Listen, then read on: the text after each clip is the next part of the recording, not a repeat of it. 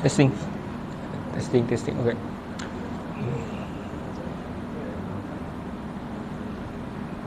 Bismillahirrahmanirrahim.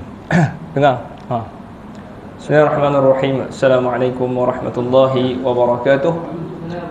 Innal hamdalillah nahmaduhu wa nasta'inuhu wa nastaghfiruh wa na'udzu billahi min shururi anfusina wa min sayyiati a'malina.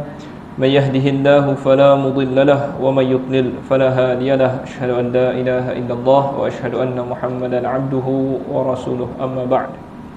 Saya mulakan musik ada ni ahli jawatan kuasa surau perdana, tuan-tuan hadirin hadirat yang dirahmati Allah Subhanahu wa taala sekalian. Apa khabar semua? Alhamdulillah, syukur kepada Allah Subhanahu wa taala di atas limpah dan kurnianya yang diberikan kepada kita, terutamanya petunjuk yang diberikan kepada kita. Setengah orang tak masuk agama Islam, masuk agama lain. Kadang-kadang orang tu masuk dalam agama Islam tapi sosek pula dia, masuk kumpulannya sosek dah. Dalam Islam tapi sosek. Lepas tu Jabatan Agama Khabar, sosek, jadi dia pun patah keluar, bubar kumpulan tu, balik kan. Jadi syukur kita di atas petunjuk yang dikurniakan kepada kita. Dan selain daripada petunjuk itu juga orang yang committed dengan petunjuk. Di taman ni mungkin kita Khabar ramai orang tahu kelebihan solatnya, tapi yang committed terhadap petunjuk hanyalah beberapa orang sahajalah. Tapi kita jangan sangka buruk pula tuan-tuan. Saya tak nak dia ni sebab tak committed lah ni dengan petunjuk, tak kan. Mungkin dia solat di luar, solat di masjid, kita tak tahu. Kita tak tahu, kita berlepas diri. Tetapi kita syukur kepada Allah, kita termasuk salah seorang yang committed di atas petunjuk Allah Subhanahu wa taala. Apabila kita hadir ke surau, maknanya kita committed. Sebab tu Nabi SAW tuan-tuan di dalam tahiyat akhir dia doa, banyak doa tahiyat akhir Nabi ni. Habis dia fil alamin innaka hamidum majid tu banyak doa. Salah satu doa dia ada Nabi baca Allahumma bi'ilmikal ghaib wa qudratika 'alal khalq ahyini ma 'alimtal hayata khairan li wa tawaffani idza 'alimtal wafata khairan li. Dan di akhir tu Nabi baca Allahumma zayyinna bizinatil iman waj'alna hudatan muhtadin. Apa maksud doa tu? Nabi mula-mula baca, ya Allah, dengan ilmu ghaib engkau dan kekuatan engkau ataupun kekuasaan engkau di atas segala makhluk, hidupkan aku sekiranya pada pengetahuan kau itu kehidupan ini baik untuk aku. Hidupkan, teruskan aku hidup. Dan matikan aku sekiranya pada pengetahuan engkau itu mati itu lebih baik untuk aku. Di hujung tu lah, yang tu bukan nak syahid dia, dan di hujung tu, ya Allah, hiasilah kami dengan iman. Hiasilah kami dengan hiasan iman dan jadikan kami hudatan muhtadin, orang yang memberi petunjuk dan juga orang yang committed di atas petunjuk, yang bersungguh-sungguh di atas petunjuk. Kita doa kepada Allah, ya Allah, bagilah aku ini orang yang menunjukkan jalan kepada orang lain, dan dalam masa yang sama bukan menunjuk Eden pun sama datang sembahyang kan, bukan suruh orang pergi sembahyang saya pun kena datang solat. Itu maksud petunjuk. Jadi syukur kepada Allah Subhanahu wa taala kita di atas petunjuknya tuan-tuan. Baik tuan-tuan, jadi kita nak samalah kitab kita ni. Tiap-tiap minggu tanya kitab apa mengajar. Kan mungkin tiap minggu, tiap-tiap bulan dia akan tanya baliklah kitab apa itu. Kitab larangan syarak. Syarak ni apa tuan-tuan? Syarak ni undang-undang. Undang-undang orang Islam, dia hidup di atas syarak. Datang daripada perkataan syariat itulah. Indahnya hidup bersyariat. Perasan kitab tu. Almarhum Ismail Gamus tulis kitab tu, indahnya hidup bersyariat. Indahnya hidup ada peraturan sebenarnya. Syarak itu adalah peraturan. Siapa yang pembuat peraturan ni? Allah. Jadi syarik adalah Allah. Jadi larangan-larangan syarak adalah larangan-larangan peraturan yang Allah Ta'ala tetapkan. Jadi apa larangan-larangannya? Kita masih lagi di dalam bab al-aqidah. Bab yang berkaitan dengan kepercayaan. Akidah kita, macam mana kita percaya, macam mana kita percaya Islam ni. Jadi kita masih lagi dalam bab akidah. Bulan lepas apa tajuk kita belajar? Satu kita belajar bulan lepas, tak ingat. Okey, ni larangan. Jadi setiap tajuknya adalah larangan ini, larangan ini, larangan ini. Okey, jadi bulan lepas larangannya adalah babun nahi 'anir ruqa wat tamaim wat tiwalah. Okey, larangan daripada jampi serapah. Jampi ni ada dua. Satu jampi yang disyariatkan, satu lagi jampi serapah. Jampi serapah. Jampi serapah ni tak tahu dia ambil dalam buku ke, dia kutip daripada bomoh siam ke, kan. Ada orang sakit hari tu, bomoh siam ni baca kunggang-kunggang, jadi elok. Jadi kita pun ambil daripada bomoh siam. Yang tu dilarang. Itu dilarang. Jampi serapah no. Jampi yang dibenarkan adalah jampi yang disyariatkan sahaja. Mana apa jampi yang disyariatkan? Contohnya kita ambil benda yang disyariatkan, mestilah ada asas daripada Nabi, Allah dan Rasulnya. Jadi contohnya para sahabat, sahabat pernah jampi orang, kan? Jampi orang satu di sebuah perkampungan. Sahabat ni dia baca surah Al-Fatihah, dia tiupkan dalam air dan dia bagi orang tu minum. Lalu orang tu minum dan sihat. Sakit lama dah, bagi minum sihat. Lalu orang tu bagi kambing yang banyak dekat dia orang. Lalu dia tanya kepada Nabi, boleh tak ambil? Nabi kata, macam mana kau tahu surah Al-Fatihah adalah penyembuh? Jadi kita boleh tiru, kita baca surah Al-Fatihah, kita mungkin kita baca tiup dekat air bagi dia minum, ataupun kita tiup dekat badan dia ke, boleh, sebab kita ada contoh. Yang kedua, mungkin kita ambil daripada ataupun kita tukar surah lain. Ada surah-surah pelindung di dalam Al-Quran. Contohnya surah apa pelindung? Qul a'udzu tu adalah pelindung, kita baca qul a'udzu birabbil falaq, ataupun kita baca qul a'udzu birabbin nas. Kita tiup, kita buat benda yang sama, cuma tukar surah sahaja, boleh. Yang tu disyariatkan. Okey, apa lagi? Ataupun kita ambil daripada hadis Nabi jampi. Nabi jampi siapa? Nabi pernah jampi, Allahumma rabban nas adhibil ba's wa anta syafi la shifaa illa shifaa'u shifaa'an la yughadiru saqama. Jadi kita ambil contoh-contoh yang Nabi baca. Ya Allah, Tuhan penyembuh, Tuhan segala manusia, rabban nas adhibil ba's, hilangkan kesusahan, sakit. Anta syafi, engkaulah penyembuh, la shifaa, tidak ada penyembuh, illa shifaa'u, kecuali sembuhan daripada engkau. Shifaa'un la yughadiru saqama, penyembuh yang tidak meninggalkan kesan, tidak meninggalkan bisa, saqama. Yang tu yang Nabi baca. Jadi kita boleh ambil dia punya jampi macam tu, ataupun kita maksud dia boleh, ya, maksud pun okey. Jadi dia ada asas, itu yang dipanggil yang ada syariat. Apa lagi jampi? Allahumma anta syafi, lebih kurang lah.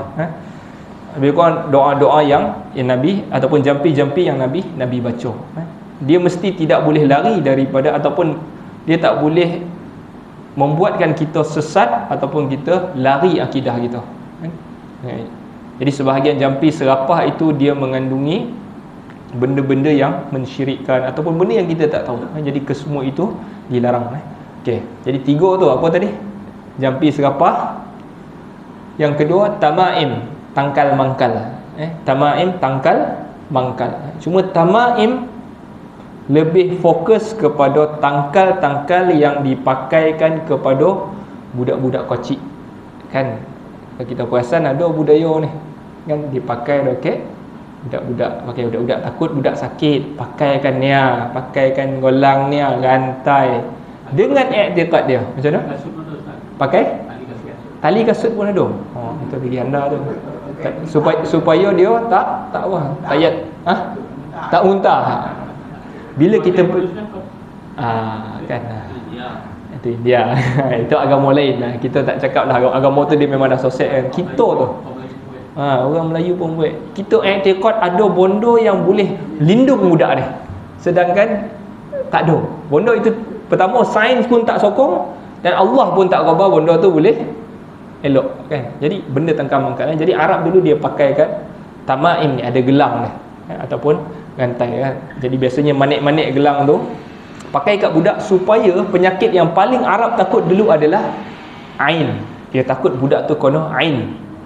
Ain ni kono sakit jatuh kan, budak tu sakit kan, lama sakit. Jadi bondo ni Arab paling takut ain. Jadi dengan kepercayaan bila pakai bondo tu boleh ngelak ain. Boleh ke tuan-tuan? Tak boleh kan? Nabi SAW larang kita pakai bondo-bondo tangkal mangkal. Jadi macam mana nak lindung budak-budak?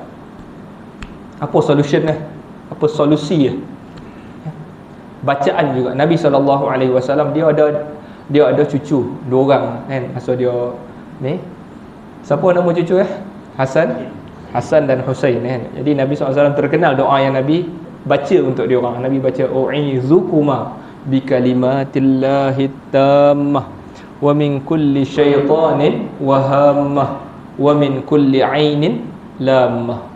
Nabi baca kepada Hasan dan Husain, aku lindung kamu berdua ini dengan perkataan-perkataan Allah, perkataan-perkataan Allah yang tammah, yang sempurna, daripada segala jenis syaitan dan juga penyakit daripada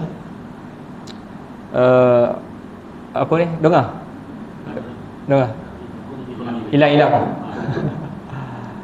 daripada apa tadi, daripada segala jenis syaitan dan juga binatang-binatang yang berbisa, dan dari segala mata-mata yang lamah, yang mencela. Jadi itu ain tu, mata yang mencela, pandang dan menyebabkan orang sakit. Jadi nak lindung budak kita, doa kepada Allah. Kita gunakan nama Allah, bukan kita guna yang ni lah, apalah tali kasut lah kan, memang kan. Siapa? Syirik. Tak syirik. Kita syirik sebab kita percaya ada benda yang boleh lindung selain daripada Allah. Dan kita percaya benda tu bodoh pula tu. Benda tu tak ada kaitan pula tu kan. Kalau ada teknologi kan, yang ni okey lagi kan. Tapi walaupun syirik kan, tetapi okey sikit daripada benda-benda bodoh yang memang tak melindungi pun kan. Okey. Baik. Itu maksud tamaim tadi, tangkal mangkal. Dan juga yang ketiga at-tiwalah. At-tiwalah adalah pengasih. Pengasih. Kita percaya kita pakai suatu benda yang boleh menyebabkan suami dan isteri saling sayang, menyayangi. Abang pakai ni, lepas tu sebab isteri dia kata yang ni boleh menyebabkan dia sayang. Okey tuan-tuan. Dia bukan minyak dagu tuan-tuan. Saya rasa saya silap kata dulu kot.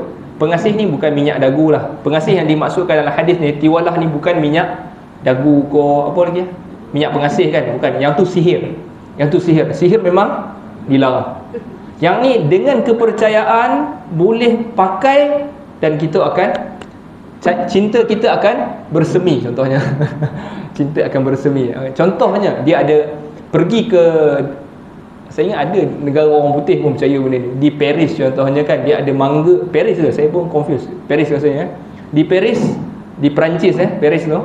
Maknanya ada dia beli padlock mangga tu kan. Jadi dia tampal. Kalau tampal kat sini, dia percaya cinta selagi mana tak tercabut ni, cinta dia akan terus kekal. Yang tu dimaksudkan tiwalah ni tadi. Kita percaya ada benda yang boleh menyebabkan kita sayang, menyayangi. Yang ni tak ada kono-mono juga. Dan buat bondo ini juga termasuk di dalam syirik tuan-tuan. Tiwalah apa lagi. Jadi yang kita bincang hari itu adalah ad-diblah. Diblah ni maksud dia orang yang pakai cincin kan. Laki pakai cincin dah kahwin, perempuan pun pakai cincin kahwin. Jadi dia macam satu apa, kalau orang cabut cincin tu, dia menyebabkan dia rasa macam dia ni dah hilang kasih sayang kau. Yang itu juga tak ada kono-mono tuan-tuan. Okey, yang tu kesemuanya. Dan kalau kita yakin benda itu boleh membantu di atas perkara-perkara sembuh ke, boleh jaga budak ke, boleh mengekalkan kasih sayang ke, kesemuanya adalah syirik kepada Allah Subhanahu Wa Taala. Okay. Yang tu ada larangan khas sebab Nabi SAW sebut tu, innar ruqa wat tamaim wat tiwalah syirkun. Kesemua tiga-tiga yang kita sebut tadi adalah syirik. Kalau tumbuhan macam pokok-pokok, macam pokok bidara, kan ada kepercayaan jin takut kan. Okey, itu bukan kepercayaan. Maknanya yang kita sebut pokok sidrun, sidrun, pokok bidara ni, dia daripada tajribah. Tajribah yang ni adalah testimoni ataupun experience, pengalaman di kalangan ulama yang dalam bidang perubatan ni, dia berjaya menghalau jin, kan. Okey, jadi benda ini dia bukan satu kepercayaan. Dia bukan macam benda yang macam diada-adakan. Dia adalah hasil daripada ujian, kan. Maknanya kita test, oh betul. Setiap manusia, binatang, ada benda yang dia tak suka, kan. Macam tuan-tuan tak boleh bau apa? Bau kari contoh, nak bersin dia. Jadi dia allergic, dia tak kalau jauh daripada bau kari. Kemenyan benda. Jadi jin ni juga tuan-tuan, macam arang kan. Kalau orang letak arang keliling dekat kemah tu, letak arang, bukan dia percaya. Dia tahu ular allergic dengan arang, bau bukan arang, belerang. Jadi dia allergic dengan bau belerang. Jadi termasuklah juga macam pokok bidara tu tadi. Pokok bidara dia macam allergic kepada jin, allergic dengan pokok bidara. Itu sajalah. Jadi dia bukan ada kepercayaan-kepercayaan yang tak ada kaitan, macam ni yang kita sebut tadi, semua tak ada kaitan. Okey. Jadi itu hadis yang pertama yang kita baca hari tu. Jadi kita nak sambung hadis yang kedua sampai ni. Tak sampai. Kita pindah lah tuan-tuan. Kita terus masuk kepada larangan. Ada soalan ni pasal tadi? 3 benda tadi, jampi serapah, tangkal mangkal. Ini tajuk bulan Lopeh ni tuan-tuan. Diulang balik. Kalau tangkal contoh kan dia balut ayat Quran. Sama tuan-tuan.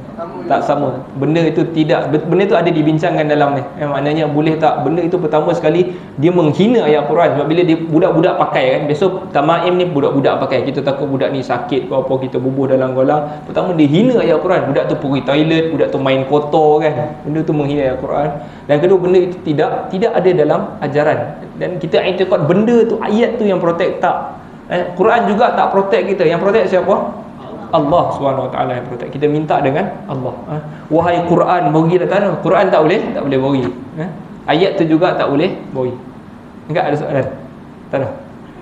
Tak ada. Mana termasuklah kalau macam contoh surah Yasin dia tangkal letak dalam bilik dah. Ada yang kata bawa ke mana-mana camping ke Yasin mana? Tak ada.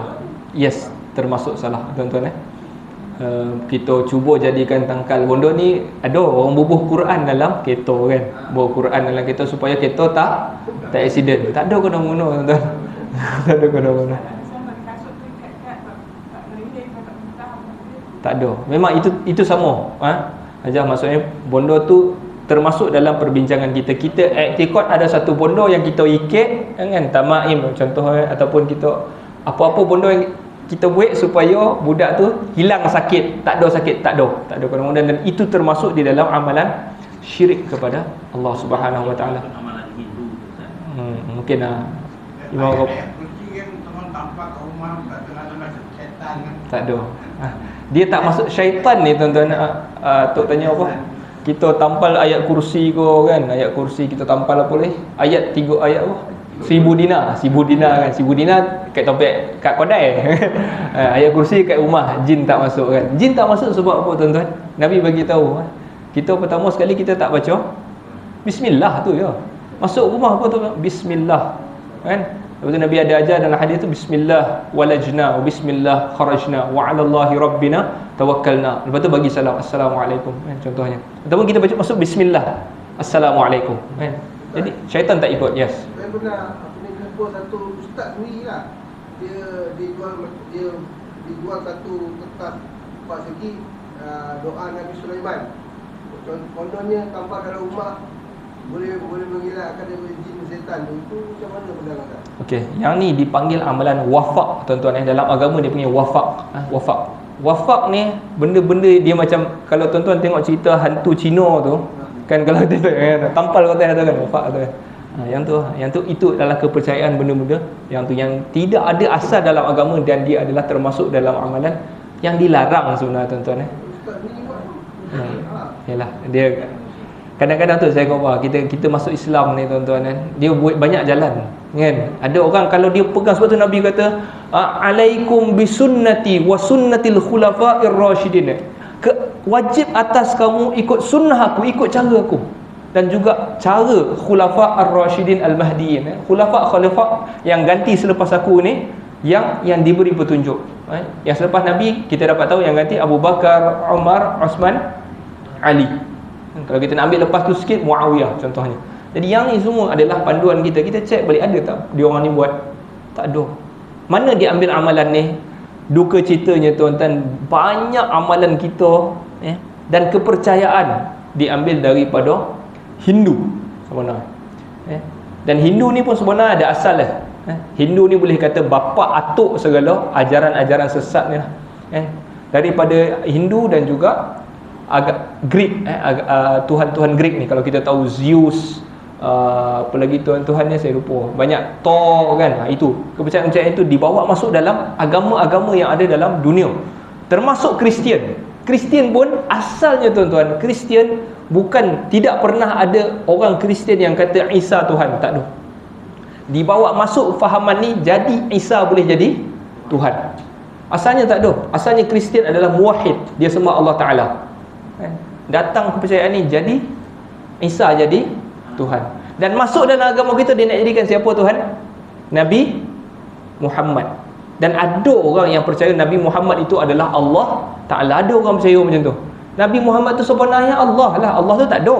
Allah tu jawatannya sebenarnya. Dan dia kata Nabi Muhammad tu lah Allah. Ada orang percaya. Dan akhirnya dia akan tuhankan Nabi Muhammad. Jadilah macam, balik tadi macam siapa? Kristian tadi. Yang tu tuan-tuan, amalan-amalan ni kita tolak lah. Kita jangan buat lah tuan-tuan. Saya datang sini, maksudnya saya cuba sampaikan benda-benda ni supaya kita jauh daripada buat amalan-amalan yes, Hindu kan. Tuan-tuan, macam imam kata lembu mak. Kenapa dia orang boleh percaya lembu itu Tuhan? Kan lembu itu adalah ibu. Dia anggap macam siapa nama dia tu? Gandhi kan. Gandhi dia anggap macam lembu ini macam ibu yang menyusukan. Jadi dia anggaplah benda yang dihormati dan tak dimakan. Tapi kenapa sebahagian agama Hindu percaya Hindu itu adalah lembu juga adalah Tuhan? Sebab yang ni lah kepercayaan saya cakap ni tadi. Saya dah beritahu kot. Asalnya dia orang percaya Brahman, dan pecahan daripada Brahman tu jadi Atman. Jadi Atman ni manusia, binatang. Jadi lembu is part of Atman tadi. Dan Atman akan untuk jadi gabung balik jadi Brahman. Brahman adalah Tuhan. Jadi dia kadang-kadang boleh pandang apa sih, semua Tuhan. Dan ada tak orang pahaman ni, ada tak dalam Islam? Ada tuan-tuan. Sampai saya cerita siapa nama dia, Husain Mansur Al-Hallaj. Dia sampai dia kata semua, kalau kau nak kata ini semua adalah Tuhan kan, aku juga adalah Tuhan. Dia kata aku Tuhan lah. Yang apa yang dalam jubah aku ini, ma fi jubbati ilah, apa yang dalam jubah aku ni adalah, maksudnya dia lah kan, dalam jubah dia lah tu Tuhan. Yang meleret ni tuan-tuan. Kan kita tak baca tajuk baru hari ni.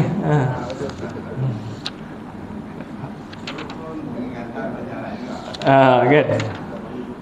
Ya, indah la tuzika illa wa. Okey. Ada gitu kan? Cukup kan? Ya. Kita masuk yang baru sikit tuan-tuan. Okey, larangan yang seterusnya ada 10 minit lagi untuk masuk Isyak ni. Babun nahyi an labsil halqah wal khayt wa nahwihima li raf'il bala aw daf'ihi wa anna dhalika minasyirk. Tuan-tuan, kitab ni bahasa Arab tuan-tuan. Saya terjemahlah. Bab larangan daripada memakai gelang ataupun apa yang macam rantai untuk menolak bala atau menahannya, dan demikian juga adalah daripada syirik. Allah Subhanahu wa taala sebut, qul afara'aytum ma tad'una min dunillahi in aradani Allahu bidurrin hal hunna kashifatu durrih. Firman Allah Subhanahu wa taala, katakan wahai Muhammad, apakah kamu melihat apa yang kamu sembah selain daripada Allah? Jika Allah mahukan aku dengan satu kesusahan, adakah mereka-mereka yang kamu sembah itu boleh menghilangkan kesusahan itu tadi. Kalau ni Allah tengah bercakap kepada golongan yang syirikkan Allah Ta'ala. Kalau Allah mahu datang, kau duk sembah bondo ni, ada yang sembah duit kau, sembah. Kalau Allah beri dia satu kesusahan, boleh tak bondo-bondo tu angkat kesusahannya? Okey. Jadi ini menunjukkan larangan untuk kita minta selain daripada Allah untuk tolak balong. Jangan kita minta jumpa dia untuk tolak balong. Okey. Hadis yang diriwayatkan Imran bin Husain radhiyallahu anhu. Imran bin Husain adalah sahabat Nabi. Anna Nabi sallallahu alaihi wasallam, bahawa Nabi sallallahu alaihi wasallam melihat seorang lelaki di tangannya ada gelang min safrin, daripada gelang yang berwarna kuning. Lalu Nabi tanya kepada lelaki itu, ma hazihi, apa bondo itu? Ma hazihi, apa ni? Dia nampak ada gelang, dia pakai gelang warna kuning. Lalu lelaki itu pun jawab, minal wahinah, aku pakai ni disebabkan aku ada sakit. Aku ada sakit, aku pakai gelang. Lalu Nabi SAW bagi tahu kepada dia, inza'ha, cabutnya. Fa innaha la tuziduka illa wahana. Cabut gelang tu. Nabi marah, Nabi kata cabut.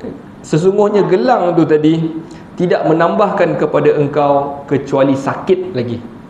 Kau rasa pakai ni sebab sakit, nak bagi elok, Nabi kata gelang itu tidak menambah kepada engkau melainkan tambah lagi sakit.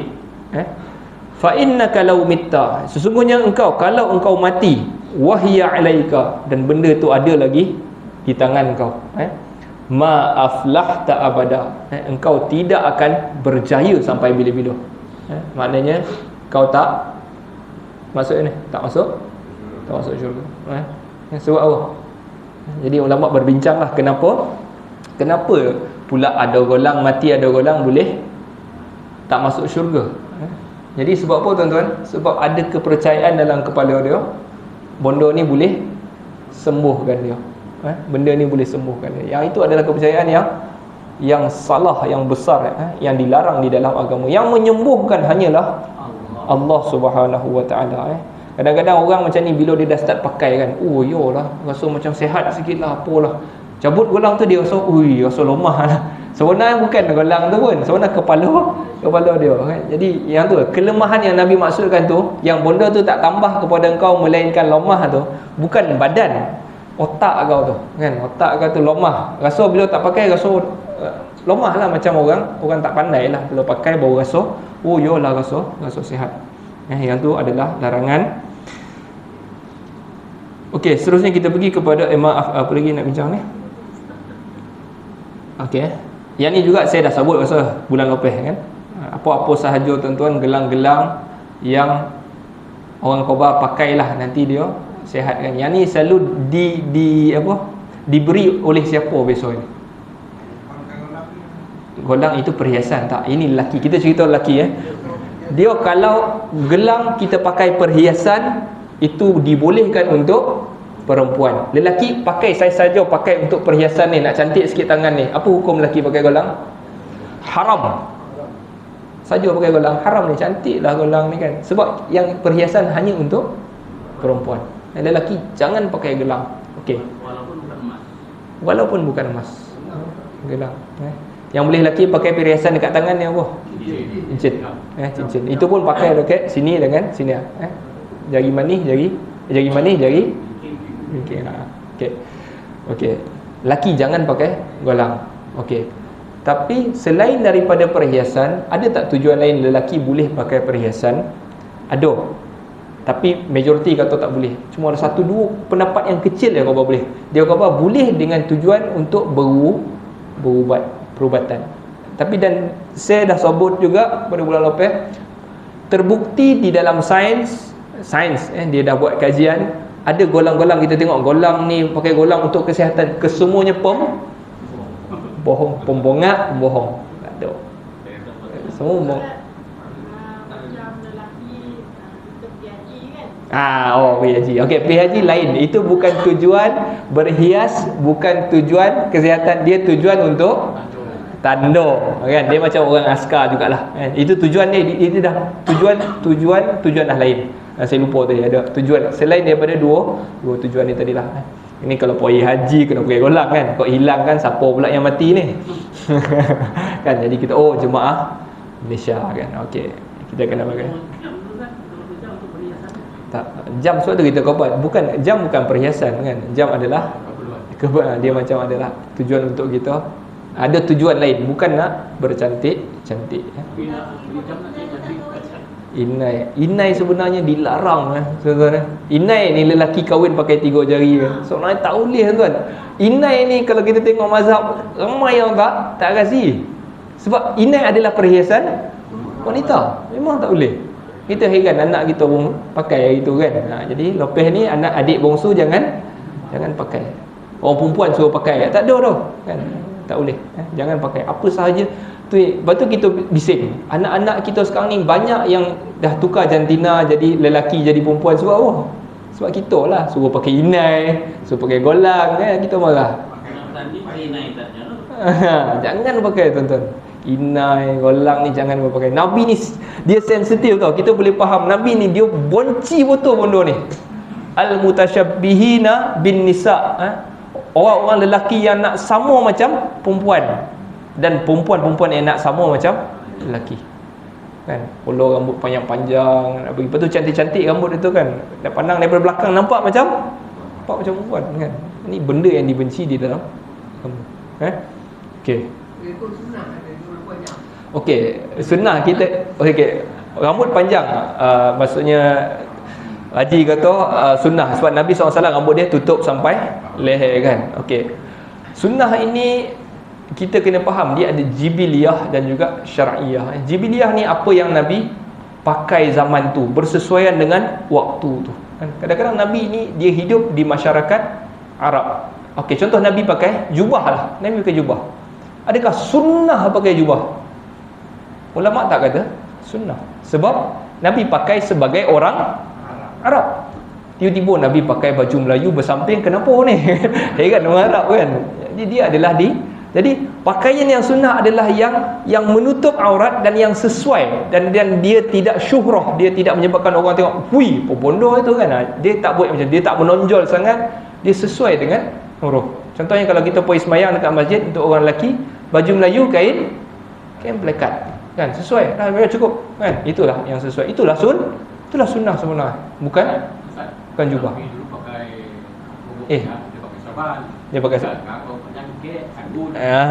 okey. Tak jawab soalan tadi. Okey, rambut panjang Jadi kesesuaian dengan zaman maksudnya ketika itu masyarakat Arab semua rambutnya panjang kan. Dia tak adalah tukang rambut hari ni kan. Jadi zaman tu dia macam tu dress code dia, pakai macam tu. Jadi Nabi pun macam tu lah dia punya gaya kan. Cuma Nabi handsome lah, kemas. Yang penting dalam tu adalah kemas. Okey, jadi masuk zaman sekarang ni, orang yang berambut panjang interview nak kerja kerajaan, dapat tak?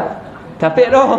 Jadi tak dianggap kemas rambut panjang. Jadi yang penting adalah Nabi kemas sebenarnya.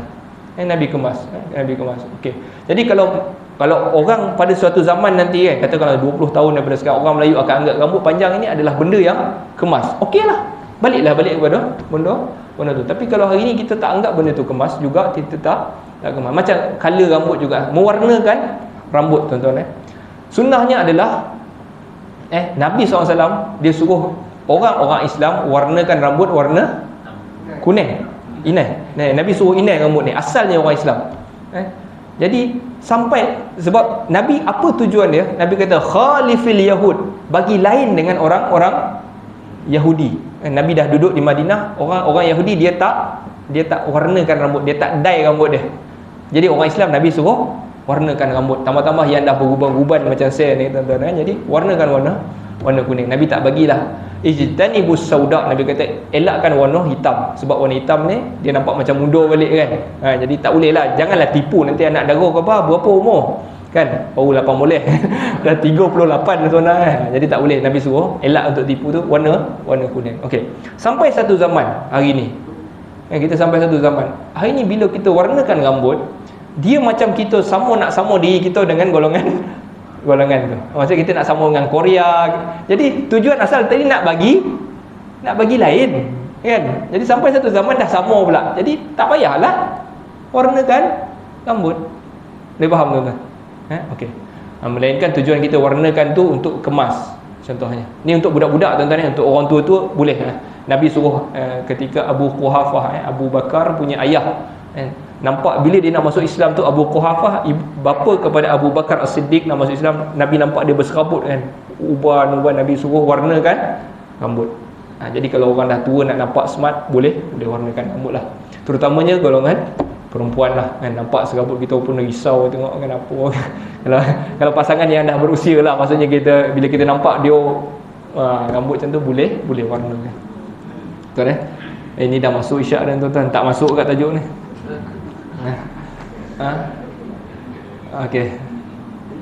Okey lah tuan-tuan, saya rasa tak payah baca lah, nampak tak boleh baca ni mata laqat tamimah ni tak habis ni kalau baca ni, mau setengah jam ni. Tak boleh lah. Ada soalan ni tuan? Dah masuk isyak dah ni kan, masuk dah kan? Kang lambat-lambat kan, subuh kan awal ngantuk pula.